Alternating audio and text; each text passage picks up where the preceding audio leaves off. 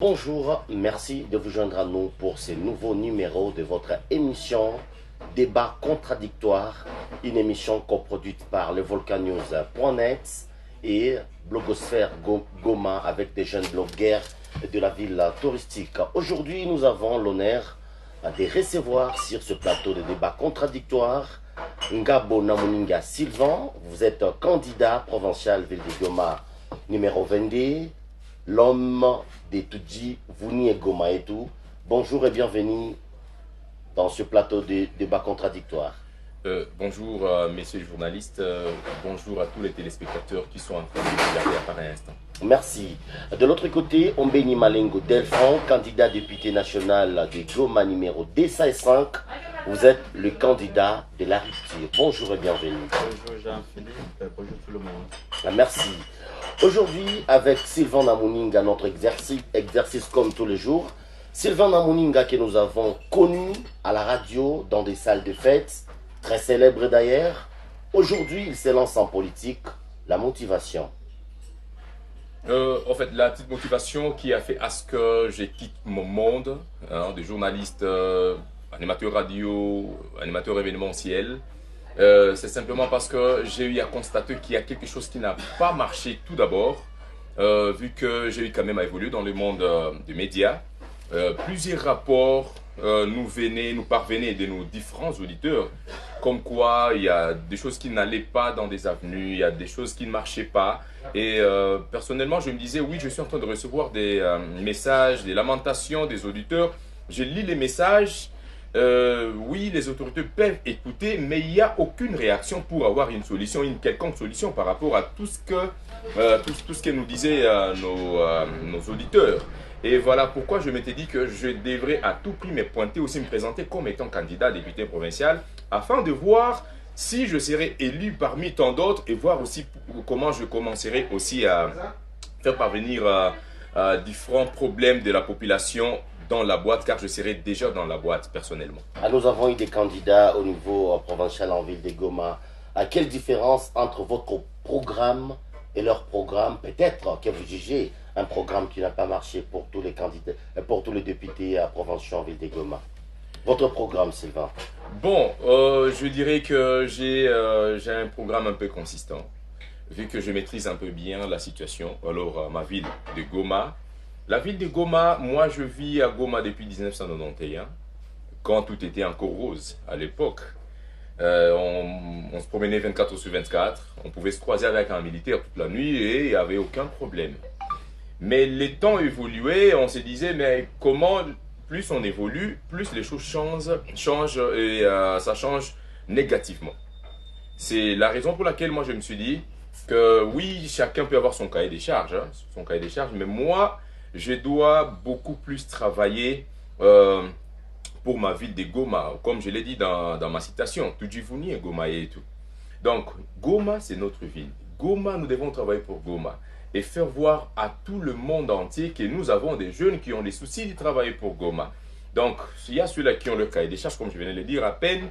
Ils ont prévu je ne sais pas quoi pour faire pour Goma, mais moi aussi, j'ai un cahier des charges très consistant et je suis en train de... C'est que vous ne pouvez pas révéler maintenant là. Maintenant, là, sur les médias, pas encore. Vu que Mais nous sommes en encore... campagne, Sylvain. Nous sommes dans la campagne électorale, bien évidemment, mais écoutez, Philippe, il y a ceux-là qui peuvent peut-être nous suivre.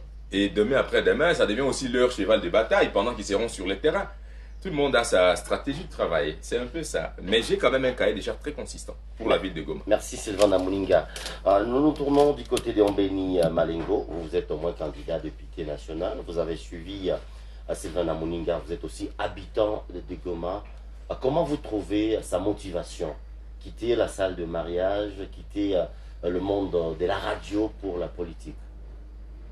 Je trouve que cela, il a répondu à une urgence pour une jeunesse qui doit cesser d'être victime de ce qu'on a appelé l'avenir de demain, un avenir qui n'est pas indépendant du présent. Il est lui-même ce que je suis, parce que tu le sais, je suis journaliste de politique extérieure.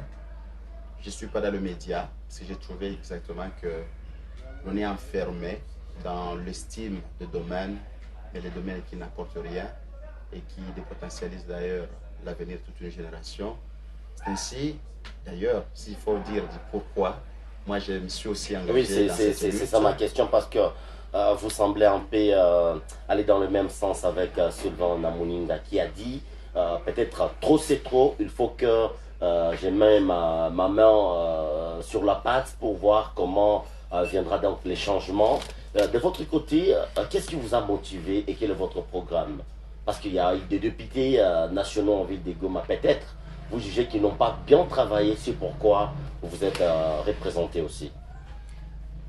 Je ne dirais pas que les députés de Goma n'ont pas bien travaillé. Ils ont donné le meilleur d'eux-mêmes, puisque il y a mon grand-père qui me disait qu'on ne peut pas extraire du lin du taureau.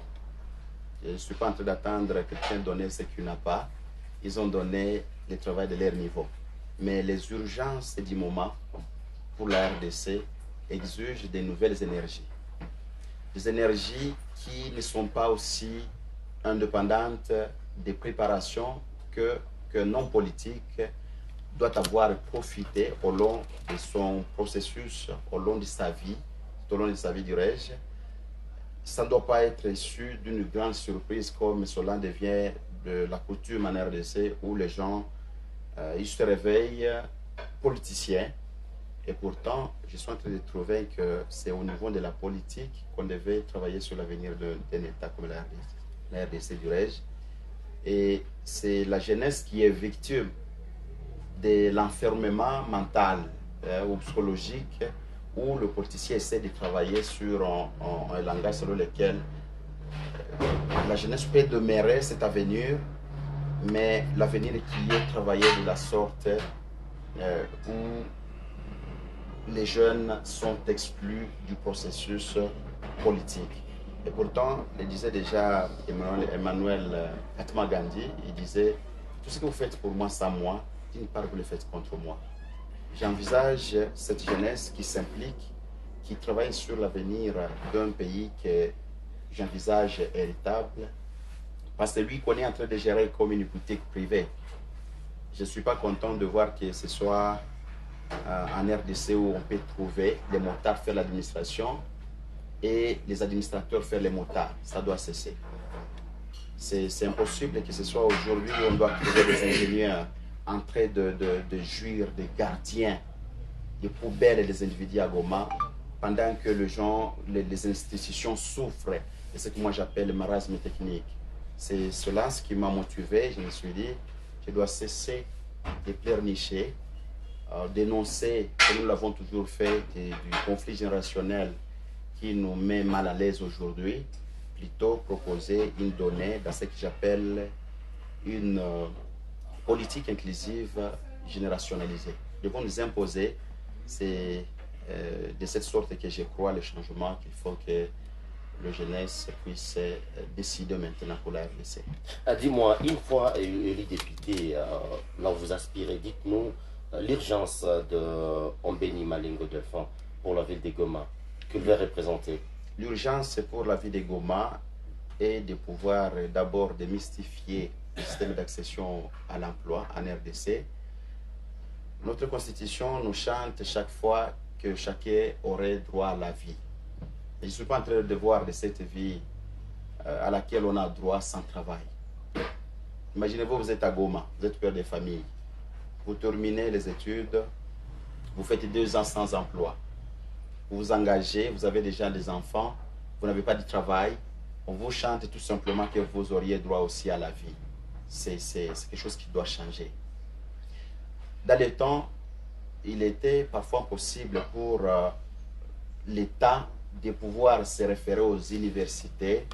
C'est là qu'il forme les techniciens en finance, c'est là qu'il forme les agronomes, c'est là qu'il forme les économistes, les juristes, pour, selon le besoin, savoir comment orienter les nouvelles intelligences, selon le besoin, puisque le besoin serait de travailler sur une république qui profite à tout le monde, une république qui réponde aux urgences du moment, puisque regardez que même votre style a changé, mon style change, cela repose aux exigences des nouvelles technologies de l'information et de la communication, et cela serait aussi de même pour l'administration des États qui veulent se voir nourrir. Et donc, c'est cela que je pense, il faut proposer de nouvelles énergies pour la restauration de l'administration congolaise qui reste toujours analogique. Et cela passe non seulement aux volontés que certains gens détiendraient, mais aussi à leur capacité de faire. C'est là d'ailleurs que je vais, pour ne pas dire que les gens n'ont pas bien fait, les gens, au niveau de la représentation de la ville de Goma par exemple, on a senti qu'il y avait des décalages entre la volonté de représenter le peuple de Goma et la capacité des gens de le faire réellement. Et c'est cela, je voudrais un mariage entre notre volonté et nos capacités de faire pour nous imaginer un Congo héritable et que tout le monde voudra justement. Merci Ombeni Malengo Delphin, Sylvain Namuninga. Comment se passe la campagne sur le terrain pour vous? Bon, juste après du contraire, ça se passe bien, selon moi, parce que le terrain, oui, n'est pas facile, mais comme il y avait déjà un an sur le terrain, nous sommes bien reçus par la population. Et tout dépend aussi du discours de tel ou tel candidat sur le terrain. Il y a ceux-là qui viennent avec des discours, selon eux, voilà, moi je viens, je ne sais pas, je y ai travaillé, donnez-moi encore la seconde chance. Mais lorsqu'on leur demande le bilan, il manque de quoi dire. Alors, nous, lorsqu'on est en train de se présenter comme étant nouveaux candidats sur le terrain, il y a la population qui nous fait un peu confiance, vu que nous maîtrisons tout d'abord la situation qui prévaut dans la ville de Goma depuis un certain temps. Il y a l'insécurité, le kidnapping, il y a des enlèvements ça et là, il y a... En tout cas, il y a un peu de trop qui touche un peu la ville de Goma.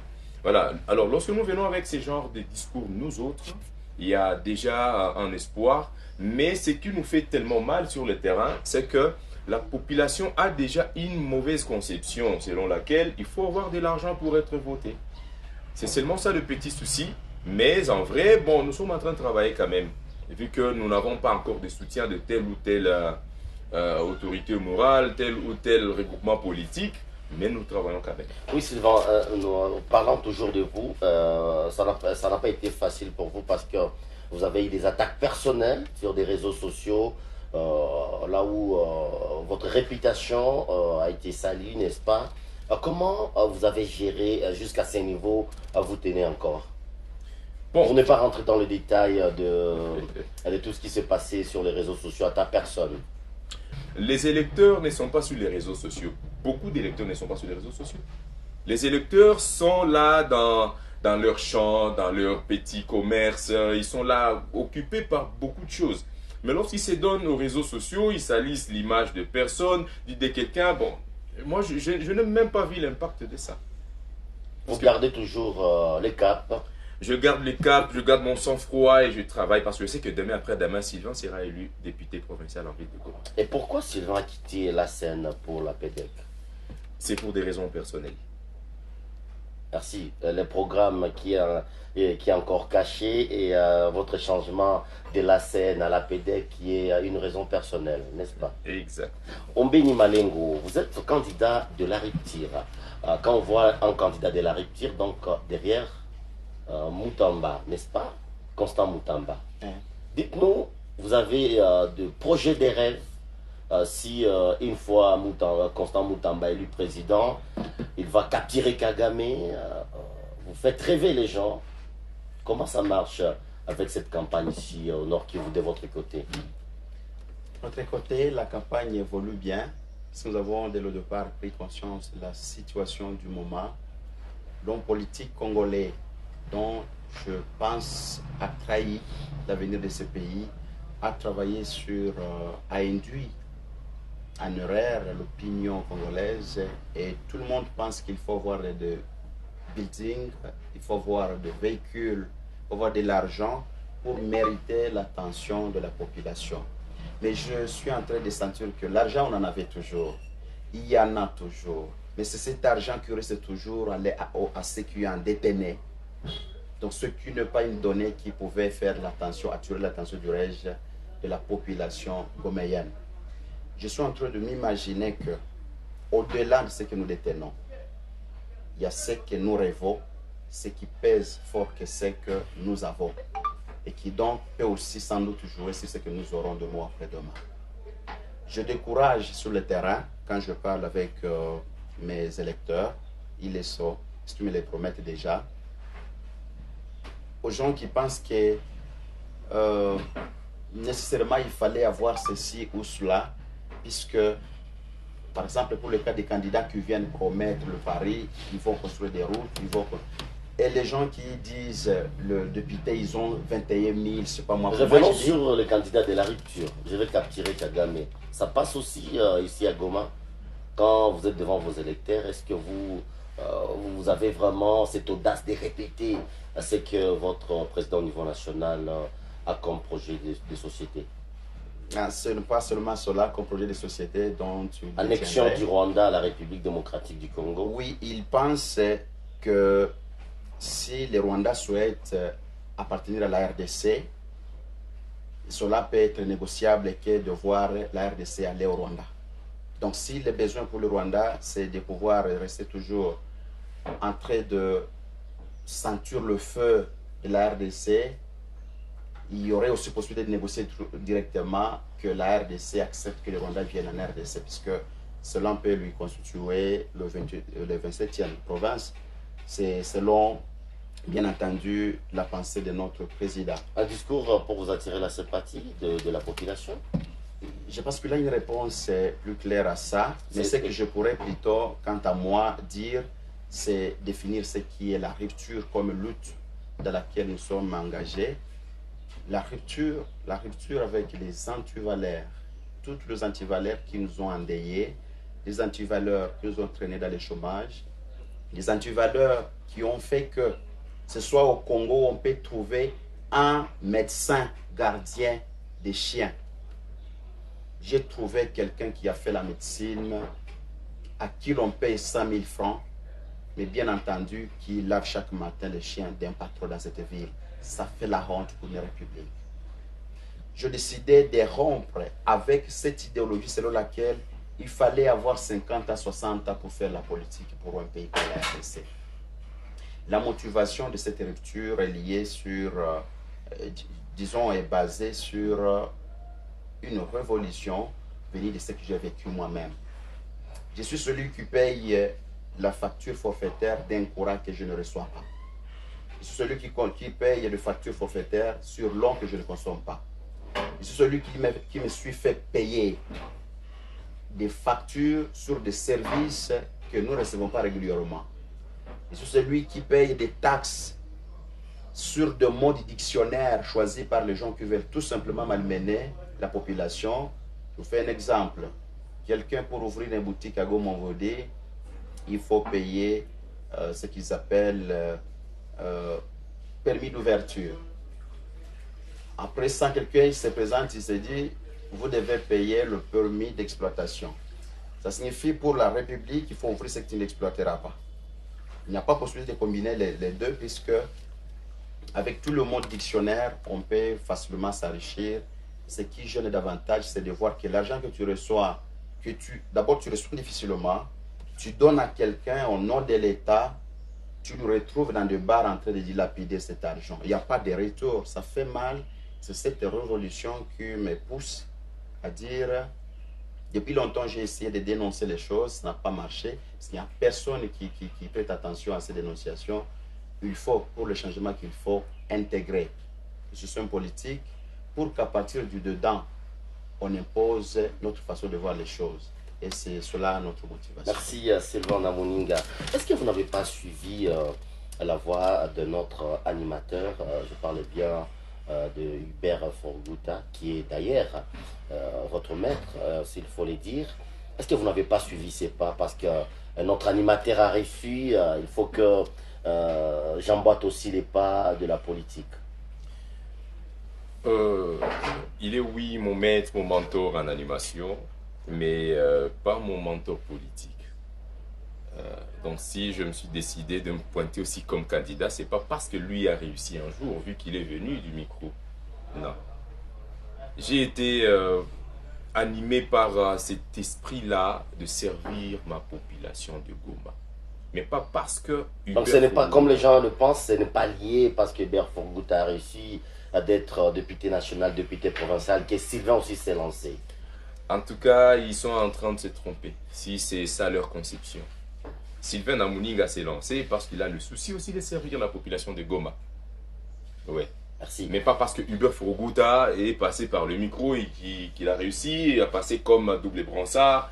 Et Sylvain aussi essaye parce que lui là a fait ça. Non. Oui, je comprends. Sylvain Namuninga, vous êtes de l'Union sacrée, n'est-ce pas? Exact. Comment qualifiez-vous le bilan du président Félix Tshisekedi et candidat à sa propre succession? Le président Fatih Béton, comme nous l'appelons affectueusement, le numéro 20, il a un bilan non négligeable, mais il a juste eu à travailler avec des gens qui ne l'ont pas aidé à bien travailler. Donc il a eu un mauvais entourage. C'était seulement ça le souci. Mais il a travaillé quand même pour le pays. S'il faut vraiment analyser point par point, hein, projet par projet, donc c'est seulement son entourage qu'il a très mal, donc il a désorienté en fait. Mais si nous lui accordons encore la chance de devenir encore président de la République en 2024, rassurez-vous que Félix Antoine Tshisekedi Tshilombo va beaucoup travailler, va multiplier des efforts et vous le verrez sur le terrain. Et ça vous arrive à bien battre campagne avec le nom de Félix Tshisekedi? Parlant de son bilan d'abord. Parlant de son bilan, voyons d'abord, bon, je prends l'exemple de son arrivée à Goma. Il était arrivé à Goma, c'est tout Goma qui parlait. Nous de savons son comment ça arrivée. se passe, Sylvain. Ouais. C'est des billets de banque qui tournent pour que... Des billets de banque, mais bien, beaucoup de candidats en ont aussi. Mais pourquoi ils n'ont pas fait les plans comme lui? Donc faire le plan déjà au stade à faire, ça vous rassure? C'est déjà rassurant. Je parlais de vous sur terrain. Exactement. Lorsque vous parlez... Voilà, je vais répondre à votre question, monsieur Philippe. Sur le terrain, lorsque nous parlons de lui, nous avons des paroles convaincantes aussi. Nous avons notre manière de convaincre aussi le public. Nous devons faire voir au public combien de fois il a eu un mauvais entourage et à cause du mauvais entourage, il n'a pas pu répondre à tous les besoins des Congolais. Et c'est pas aussi facile. C'était déjà son premier exercice.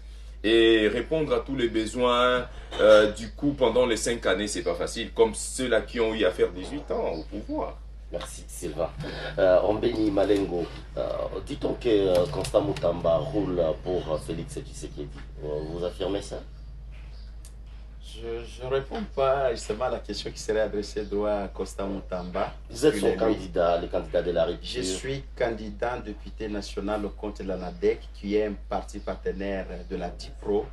Et le, et le président non, national de la DIPRO, qui est Constant C'est lui, Moutamba. Constant Moutamba, bien sûr. Donc vous suivez sa politique, n'est-ce pas? Sa politique est contextuelle. Le contexte de ma proximité à sa candidature est purement contextuel. Vous comprenez que c'est momentané la lutte au sein de regroupement Oui, politique. parlons de ça s'il vous plaît. Oui. Comment aussi vous qualifiez le bilan de Félix Tshisekedi à la tête du pays durant ces 5 ans passés? Je dois dire merci aux efforts qu'il a eu à consentir malgré le multiple piège qui lui était tendu. Le piège externe qu'interne, ça, on peut ne pas en parler, mais ce n'était pas facile. Et j'estime que, comme je l'ai dit à un ami hier, il suffirait que tous les Congolais aient des soucis de la RDC, le niveau de la bonne foi, bien entendu, qui va nécessiter un ajout. Je fais ici allusion à la nécessité des compétences qui vont s'ajouter pour que les bonnes volontés des Congolais puissent se transformer en des réalités productives. J'estime que si Félix Tshisekedi avait des gens autour de lui dont le besoin serait de lui voir réussir, il aurait, si aujourd'hui on peut compter 40%, peut-être 50%. Merci. C'est ce que je peux dire. Merci Ombeni Malengo, nous sommes en train de cheminer vers la fin de cette émission, tout droit vers nos caméras, n'est-ce pas, pour demander à tous ces électeurs de voter pour vous. Je suis en train, comme je l'ai d'ailleurs dit à travers un slogan que j'ai ajouté sur mes affiches, Vijana sio kwa vita tu. Demander l'implication de la jeunesse qui pour laquelle d'ailleurs je me suis engagé, parce que je voudrais sauver l'honneur de la jeunesse.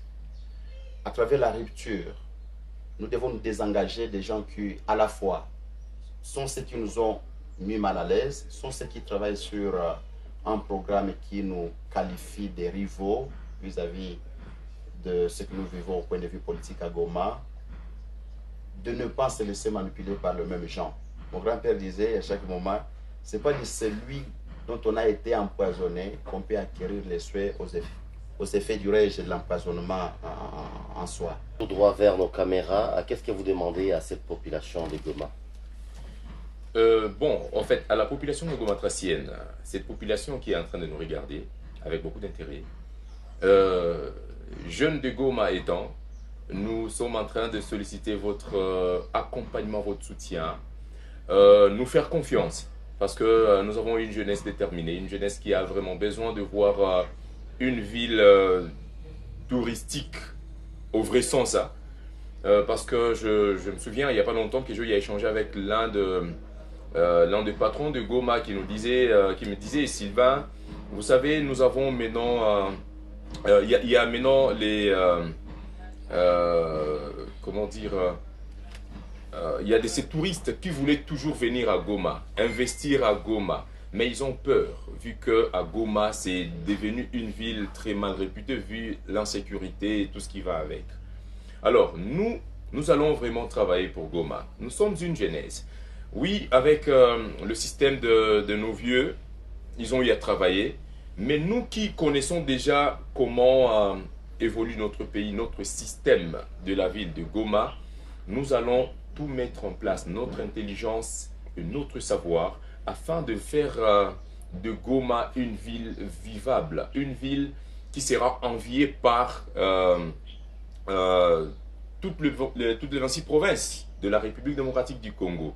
Et donc, Goma a besoin des jeunes travailleurs. Je suis là, je me suis pointé candidat. Le numéro 22 à la députation provinciale, il est là, il va travailler pour Goma. Avec, bien évidemment, l'exploitation de la nouvelle technologie de l'information, de la communication. Nous allons tout faire pour que Goma soit vraiment une ville enviée par tous. Merci. Donc, Goma est là, Sylvain est là et nous allons travailler pour Goma. Merci à Sylvain de répondre à notre invitation. Je rappelle que vous êtes candidat député provincial en ville de Goma. Vous êtes le numéro Vendée et l'homme de Tudjivuni et Goma et tout. Merci. Ombeni Malengo, merci aussi de répondre à notre invitation. Vous êtes candidat député national en ville de Goma, numéro 205. Vous êtes candidat de la rupture. C'était pour nous le plaisir de vous recevoir dans ce plateau de débats contradictoires. Merci. Le plaisir était pour nous de vous présenter cette émission. On se retrouve à la prochaine pour un autre numéro. Portez-vous bien.